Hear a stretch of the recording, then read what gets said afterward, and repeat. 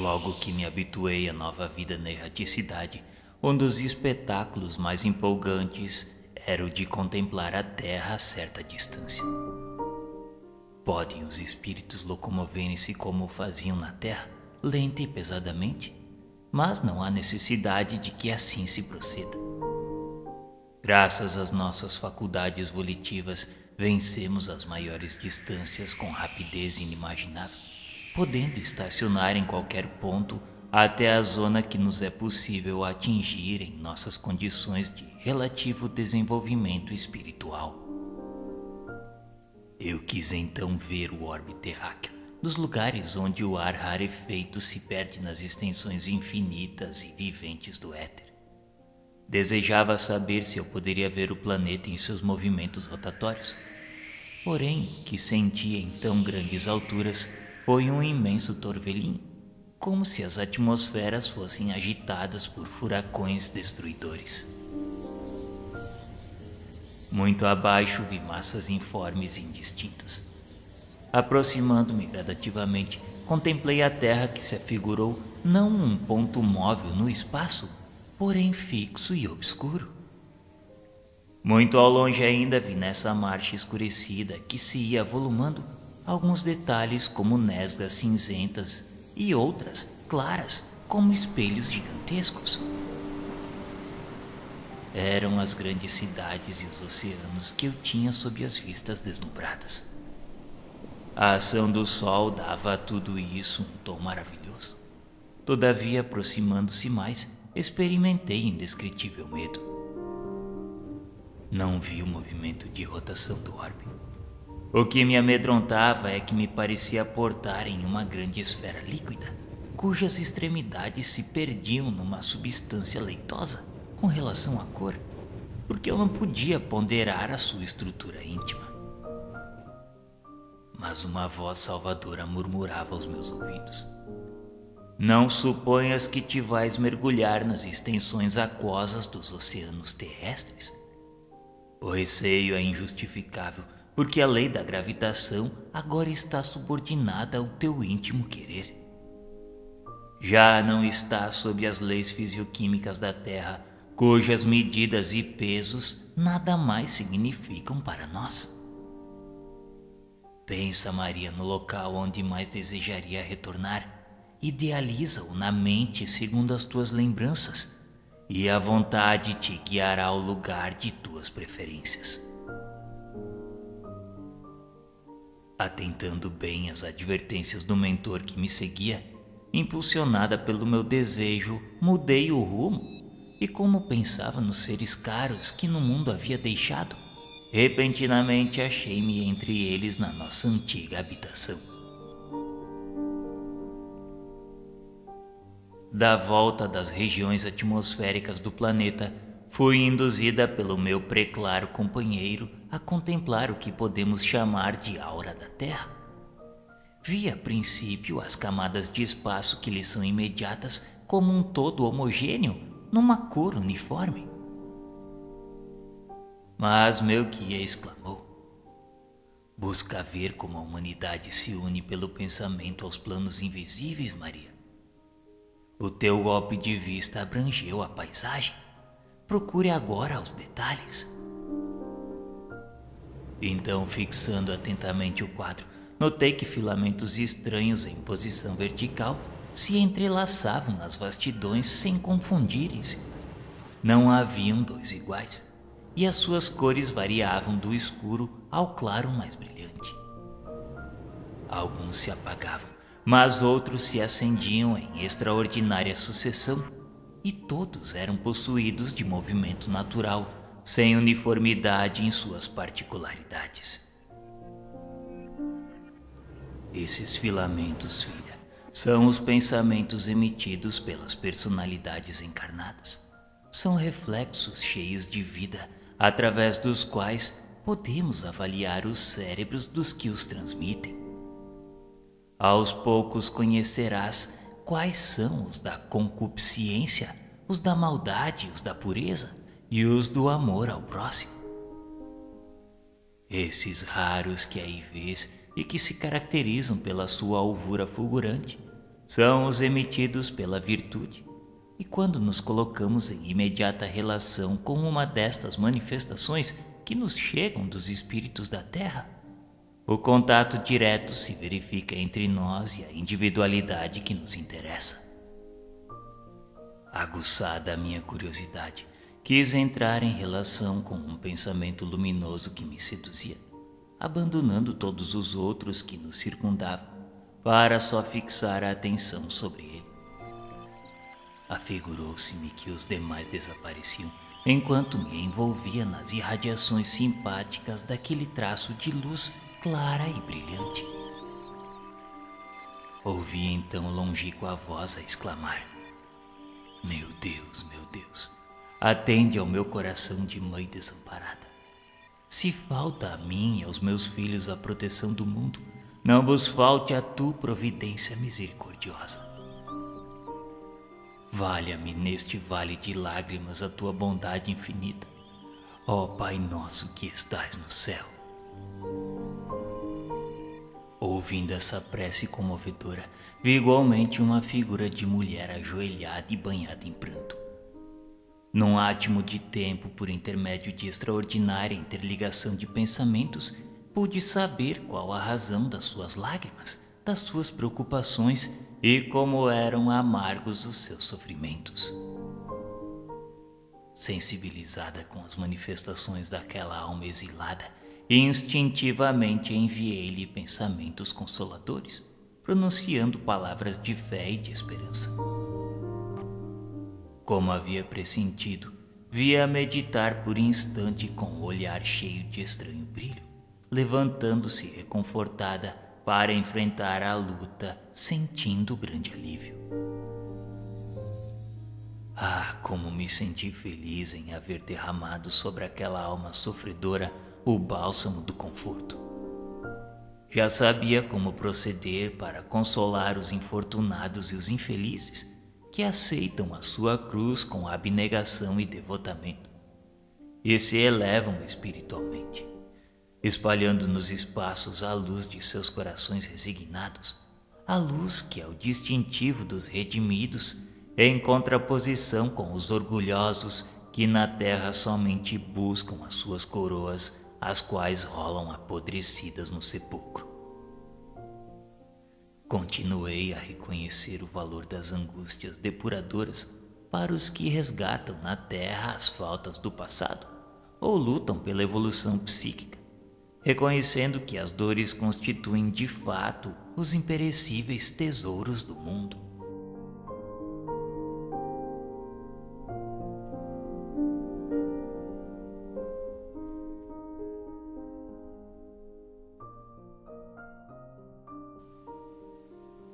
Nos planos da erraticidade onde me encontrava, poucos eram os seres cuja mente, em toda a intensidade das suas vibrações, já havia desabrochado o domínio das lembranças relativas às existências passadas. Nesses tempos imediatos ao post-mortem, repontados de impressões físicas, as quais persistem em algumas entidades anos a fio, a vida é quase cópia da existência da personalidade terrena. E foi assim que conheci inúmeros companheiros que duvidavam dos ensinamentos dos mestres quando se referiam aos pretéritos longínquos. E alguns deles me asseveravam não poderem admitir a multiplicidade das existências da alma. Semelhantes crenças eram o atestado da ignorância de quantos as abrigavam, pois, como nos planos terrestres ou nas regiões que vos são ainda imponderáveis, a natureza não dá saltos. Naquele ambiente misturavam-se os protestantes, os católicos, os professores de outras seitas, inclusive espíritos que militam nas hostes do materialismo mais avançado, na superfície da terra. E se aquelas falanges de almas não eram más, também não eram perfeitas. Não discutiam acaloradamente, mas cada uma preferia guardar os seus pontos de vista em matéria religiosa, acariciados durante a vida inteira pela mais estranha devoção. É verdade que nós, os católicos, não encontrávamos o purgatório e os seus instrumentos de suplício depurados, nem o inferno de anjos e virgens. Os protestantes de certas escolas reconheceram-se despertos, sem o sono em que se diz estarem mergulhados os mortos à espera do juízo final. Nós, os religiosos, não acharemos o que nos prometiam as nossas igrejas, como os ateus não encontrarão o nada em que acreditaram. A posição de todos, porém, nesse assunto era de expectativa, segundo presumi, e cada qual se escorava nas suas interpretações pessoais à espera de que os acontecimentos corroborassem as suas desconfianças. A ignorância de que dávamos testemunho com as nossas dúvidas em face daquilo que os pregoeiros da verdade nos vinham ensinar era oriunda de nossa persistência no atraso espiritual, infensos em toda ideia nova e arraigados em benefício do nosso progresso. Essa resistência obstava a necessária amplitude de estado vibratório do nosso espírito para que nele desabrochassem as recordações adormecidas. E é assim que justifico a ignorância à vida com respeito ao passado. Através destas palavras reconhecereis como se faz precisa a difusão das verdades espiritualistas no mundo. Só elas servem de base a todos os edifícios religiosos, escoimando a mente de fardos perigosos. Habituada a acatar incondicionalmente os ensinamentos da Igreja, mantinha também as minhas vacilações quanto à crença nas existências passadas. Por que não me lembrava delas, já que não possuía mais o corpo terreno? Já que a morte me havia arrebatado dos planos materiais, era natural que não tivesse justificativa aquele esquecimento. Entretanto, todos os mentores espirituais que nos dirigiam discorriam sobre o nosso pretérito longínquo. Falavam dos compromissos a resgatar, das dívidas penosas, das lutas necessárias ao nosso desenvolvimento.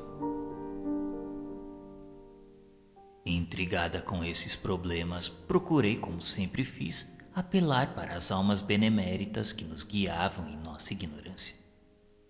Um desses mestres explicou-me: a descrença, Maria, e a hesitação de que vos achais possuída é ainda questão das ideias reflexas, das quais só o tempo, aliado ao bom desejo, vos poderá despojar. A vossa mente é quase a mesma que no mundo vos caracterizava.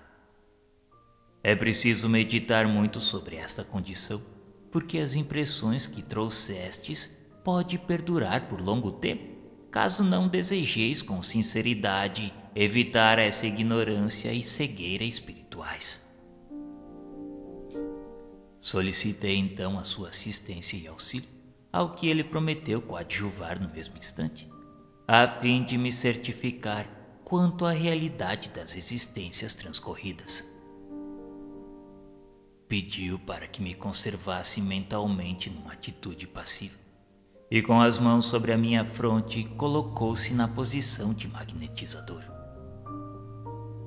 A princípio senti a sensação de abalo, mas sem o mais leve traço de sono ou de inconsciência, experimentando antes um extraordinário aumento de lucidez e observando maior agudeza de percepções. Comecei então a ver, não exteriormente, mas em meu íntimo, uma série de coisas e de acontecimentos a que me sentia indissoluvelmente ligada sem o saber. Vi seres aos quais me pressentia jungido por inquebrantáveis algemas e lhes ouvi a voz terrível ou acariciadora.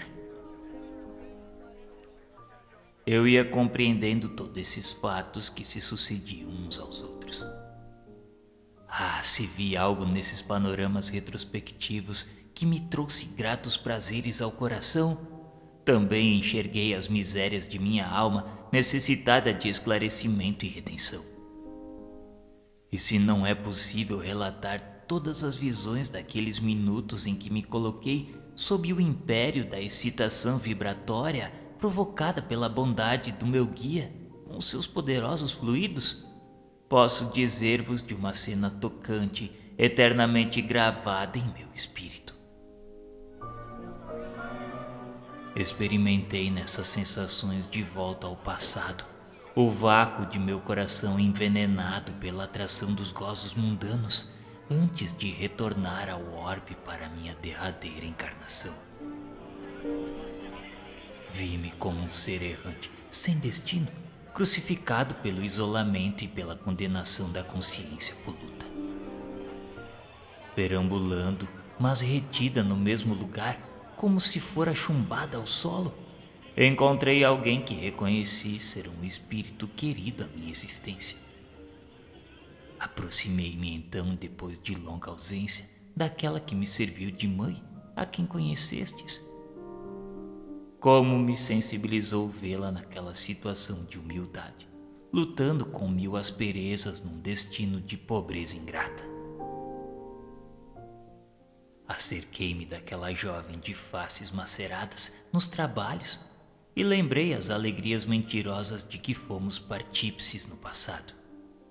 Tive ímpetos de incitá-la a abandonar as tristezas da sua vida material, mas uma voz imperiosa ordenou que eu me prostrasse de joelhos. Contemplei genuflexa o seu semblante cheio de serena grandeza no infortúnio e chorei muito, exclamando: ó tu que já sorveste comigo na taça das efêmeras felicidades da terra o mesmo vinho de envenenado sabor, e que hoje resgatas a túnica dos pobres e dos humilhados, as dívidas de outrora, ajuda-me em meus bons desejos. Eu quero também esconder nos trapos da plebe anônima e sofredora as úlceras da minha enorme desdita. Lavarei com lágrimas as nódoas da minha consciência.